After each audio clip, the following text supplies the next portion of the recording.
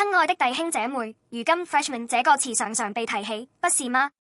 我勤奮地安排滿自己的日程，努力地生活，但奇怪的是，有時候在我心裏的某個角落卻感到空虛。這是因為一種模糊的焦慮，我現在走得對嗎？我的人生最終會走向哪裡？許多人努力工作，卻仍然在彷徨，因為他們不知道自己生命的疆界在哪裡。如果你讀約書亞記第15章，會看到非常詳細的地名，仿佛在看 Google Maps 一樣。那一章詳細列出了分給猶大支派之地的東西南北邊界。神為什麼要如此細緻地畫出這些界線呢？因為模糊的祝福只是幻想，而具體的界線才會成為現實。猶大支派按着宗族所得之地的南界，直到以東的邊界。約書亞記15:1。這裡的關鍵詞是邊界，希伯來文 Gabal， 意思是用線來測量。當我們想到界線時，常常會覺得那是限制和約束。然而，神所設立的這個 Gabal 並不是囚禁我們的，而是保護我們的盾牌和身份。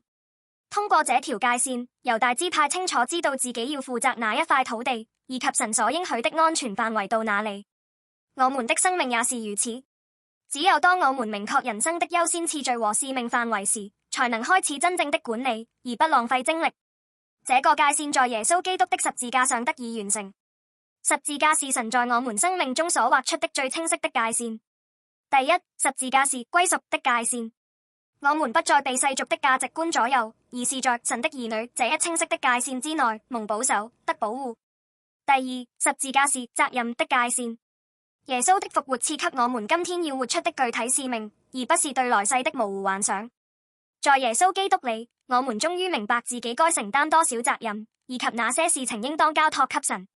我們不必獨自背負沉重的重擔，而是可以在神所設立的界線之內，依靠他的能力享受真正的自由。親愛的弟兄姐妹，現在就重新設計你生命的疆界吧，不要模糊地說總會好的，而是與耶穌一起為你的人生意象畫出路線圖，為你的時間設立界線，為你的人際關係設立界線，也為你需要專注的事使命設立界線。當我們與耶穌一起畫出清晰的界線時，彷徨就會停止，祝福就會開始。願你今天在耶穌基督裡享受豐盛與保護。